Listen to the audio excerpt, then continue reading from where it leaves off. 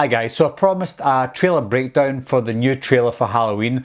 Unfortunately and fortunately, there was two new trailers and an exclusive look which was about a minute long, and it had a few good things in it as well, so I'm going to have to break it into 3 videos, possibly 2 videos, because the first look or the exclusive clip was only a minute long, but because there's so much to talk about, I'm going to have to split them up, so I'm going to do them by trailer. So this one that I'm going to talk about today is going to be the US version of the trailer 2.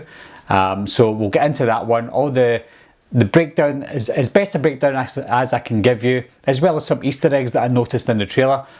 As you all know, I probably wouldn't have noticed all the Easter eggs, and all the trailer breakdowns won't be as accurate as you may think it would be. This is just my interpretation of what I think is going to happen in the movie from what I saw in the trailer, as well as the Easter eggs as well. But if you've noticed anything that I've missed out or disagree with anything, by all means leave your comments down below. Let's not argue, let's just give our opinions. Throughout this video I will be looking at my laptop quite a bit, so I'm not going to be staring at you guys. I'm going to be looking at the laptop, but I do promise I will be talking to you. We'll just be going through the trailer bit by bit. There's going to be some scenes that I'll be looking at, as well as some of the audio as well, because some of the words in the trailer seem to mean quite a few things as well. So we'll go through everything as best as we can. So the start of the video looks like an extended scene from the scene that we saw in trailer 1. And we also seen, or we heard about this scene in Comic-Con. So this looks like a shortened version of the Comic-Con scene, but an extended version of the trailer 1 scene. And it just shows you the kids in the street and Michael bumps into him. This kind of shows that Michael isn't going to kill children in this film. There was a child killed in Season of the Witch, but I don't think they're going to do that.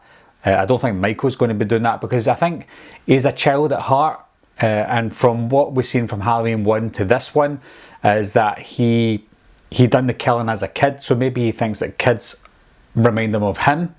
So I don't think he's going to kill children. So as you can see in this trailer, he avoids all children and he goes just door to door and he's killing adults. So that's the first part. Now if we move on, I love the tracking shot. I think a lot of people have commented on that. Tracking shot is good. Some people have an issue with the way Michael walks in this film. I don't have a problem with it. I think he walked really well. It's one of the best walks I've seen since Halloween 1. And we do have to remember that Michael Myers as a character was 21 years old in 1978. So he's 61 years old in this movie. So he's not going to have the same walk. He's human, remember that. So he's not this supernatural force that can walk like a 21-year-old for the rest of his life. So yes, he's walking like a 61-year-old, and I think that that's acceptable, and I think he does a really good walk. Now, as far as the camera work is involved, I think the camera work's great. There's not a lot of blue hue throughout this trailer, and especially this scene. It's more of a kind of warmer tone. I don't know if they're going for a warmer style movie. Again, it's not 1978 anymore, so times have changed. I did notice though in the original Halloween it was more of a warm hue during the day and more that cool dark blue vibe during the night, so we could be getting a bit of both, but we can only see a kind of orangey kind of hue just now. Some people picked up the fact that he's picking up the hammer with his left hand. If you want to get nitpicky, then yes, that's the wrong hand. You could say he's ambidextrous, but it's a movie. Remember, it's just a movie, so whether he picks it up with his left hand or his right hand doesn't really matter. Now next we see the obvious nod to Mrs. Elrod. She's wearing almost identical nightgown, and the hair colours are in her head as well, and it looks like the same kind of knife and ham that they're using from Halloween 2. It's not obviously a remake to Halloween 2, but it's just a good nod to the original Halloween 2, because this movie is essentially Halloween 2 now, just not set in the same night. It's set 40 years later, of course.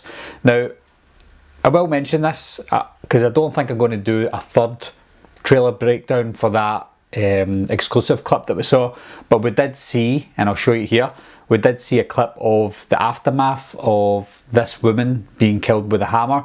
We can assume, or let's just call her Mrs. Elrod. So we do see Mrs. Elrod dead. I don't think, again this is just an opinion, I don't think we're going to see her being killed in the movie. If we do, then it might be pretty graphic, but I think they'll leave some things to the imagination. I think we know what's going to happen to her. We don't see what happens to her in the trailer, we just see before and after, and I think that's what it's going to be in the movie.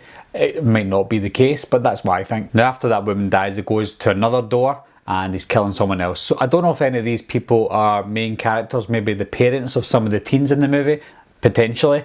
But what I do like about this trailer is when he's going from door to door, that beat that's on, you know what beat I'm talking about, the beat that comes on during the scene is excellent. I think that's what's missing from the international trailer, which I'll talk about later. But I think that beat is excellent. I really like the beat, because the first time I heard that, I've heard it hundreds of times now, but the first time I heard it, it got my heart pumping, and that's what it feels like heart pumping, getting faster and faster and faster, until obviously Michael gets the woman in the next house. And again, that scene is in the international trailer, it's just a slightly different. Now this scene is in the first trailer when the sheriff says, "What the hell did you do that for?" and she says, "So I can kill him." Now I don't think that scene is exactly how it is in the trailer, but in the movie, sorry, because she says, "I prayed every night that it would escape," and that's when he says, "What the hell did you do that for?" I think that's two different lines from the movie, because if you're telling somebody you pray that somebody gets out every night, you're not going to go out to them, "Well, what'd you do that for?" I think when he says, "What did you do that for?" I think that's in terms of something that she's done in the movie. So I think that's two separate lines from possibly two separate scenes from the film. Again, time will tell. So when he does say, "What did you do that for?" I'm just wondering what it was she actually done for him to ask that question. So obviously that's something we won't know for definite. I like the use of the shape stocks lorry in this trailer, because every time it goes dun, dun, dun, it changes the scene and it goes with the beat. When you see the Judith Myers gravestone, it goes dun, dun. So that's really well done, really well worked, and it worked well with the trailer. That was great. But during that part, you see the sheriff talking to somebody else with a sheriff's hat on. I don't know if he's maybe a detective or whatever. Those two are in the 1 minute clip as well, and they're talking, and it looks like they're talking in a hospital. So they're in a hospital, so somebody has survived an attack from Michael Myers, I assume. It could be the babysitter, who we all assume is dead and is under the sheet. I still think she's under the sheet from what I've saw, so she could survive if that's why they're in the hospital. They're obviously in the hospital questioning somebody to find out who did this, because he did say Michael Myers, the sheriff was mentioning Michael Myers. So whoever was in that hospital and whoever survived was able to tell the sheriff that Michael Myers did this. So that's something, and I think that if it's not the babysitter, it could be one of the sheriff's officers or something like that. So I don't know. So I think it could be the babysitter, but it could be anybody who survived an attack. Now the scene involving Michael Myers at the graveyard, I think a lot of people are talking about this because they don't know if it's Nick Castle or James Jude Courtney. I don't think it really matters. Looking at that image myself, I personally think it's Nick Castle. You can see the beard there. Some people say, "Oh, that's the Michael Myers mask." No, it's not. It's an actual white beard. But I do know that in some scenes it looks like James Jude Courtney has a white beard as well. So it could really be either or. The only reason I think it could be Nick Castle is because of the build and the way that person's standing. Seems more of an older person, like Nick Castle. So I think it's Nick Castle, but if it turns out to be James Jude Courtney, it doesn't matter. Now the part where Laurie says to her daughter Karen, "You have no security system," that obviously means that Karen thinks that she's safe. She doesn't think that Michael Myers is going to escape this mental home after 40 years, and if it did, why would it come after Laurie Strode? Obviously Laurie thinks something different, and Karen's thinking, "No mum, you're crazy." Classic sheets. Now I did up the brightness in this one, and it looks like it's the same backyard as when Michael's walking around the back of a house and Laurie's following him with the gun. That looks like it's the same scene, because it's the same kind of woodwork in that scene. So don't know if Michael's in between the sheets. It would be quite cool if he's in between the sheets. I don't know. It looks like Laurie's got a few panic buttons around her house that brings down all the shutters. We see that in both the US and the international trailer. And we do remember the scene from the end of trailer 1 where we see spotlights that was on Michael Myers and Laurie Strode in their final confrontation, or what we assume could be their final confrontation. This shot here shows all the lights on top of her roof. So as expected, as I thought, and I did mention in the last trailer that it looks like it's her backyard and she's got the spotlights set for a trap or set for the final showdown with Michael, and that scene there just kind of confirms that. This scene's quite interesting, and you understand if you've saw some of the promo shots. You see Michael at the left hand side, you see that blue hue all the way up because of the sheriff's lights, and there's obviously two sheriff cars there. One of the doors are open. I think a sheriff's coming out.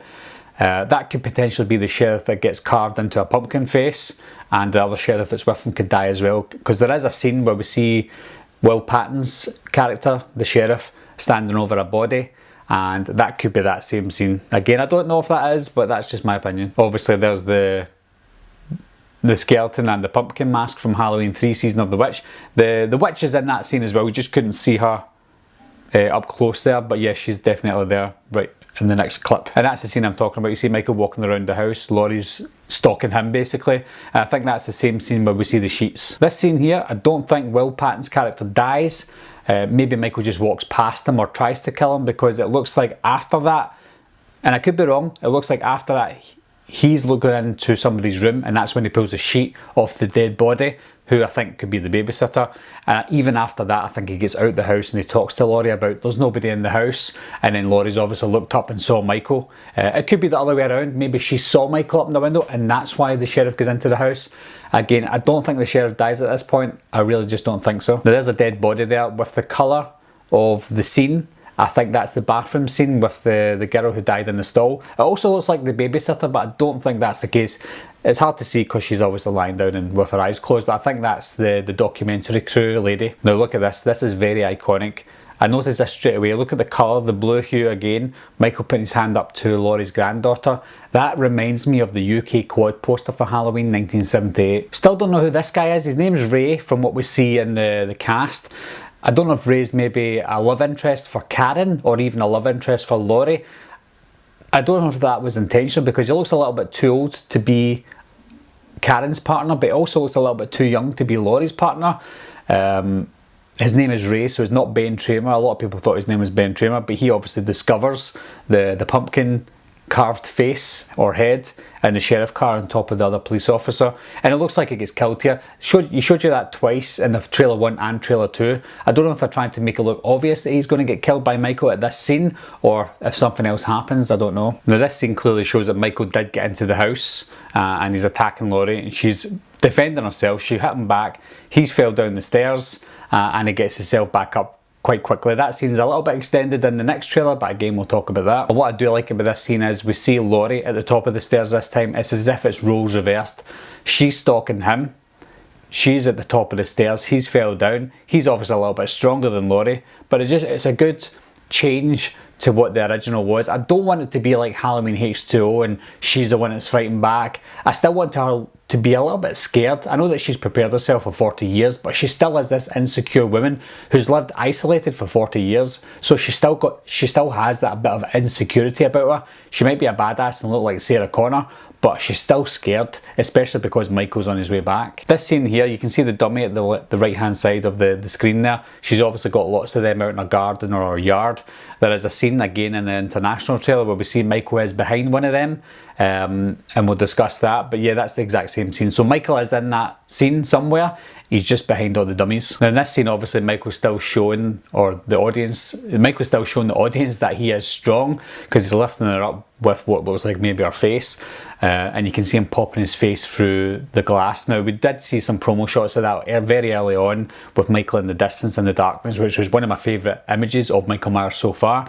This is great because the way you see Michael's mask coming through the window, it's stretched in a little bit, and we all know that the original Halloween mask was used in the original Halloween 2, and because Dick Warlock's face was stretched, the mask looked a little bit stretched, and I think that's what that looks like here. It looks like the Halloween 2 mask. All the way through the trailers, it looks like the Halloween 1 mask to me, but anytime the mask stretches a little bit, you can see that Dick Warlock Halloween mask there as well, so that's a great little nod to Halloween 2 again. Don't know if it was intentional, but to me, I noticed it straight away. So that's the breakdown of the trailer that I saw. To me personally, it doesn't give a lot away. A lot of people are saying it showed way too much, and they're saying the international trailer showed way too much as well. I don't think so. I think that what we saw in this trailer was a little bit more of the same from what we saw in trailer 1. I just think it was more expanded scenes from what we saw in trailer 1 and different angles from what we saw in trailer 1. The only difference for me was that Mrs. Elrod scene, and I think they put that in there to show us that they're going to have these long tracking shots, which was great.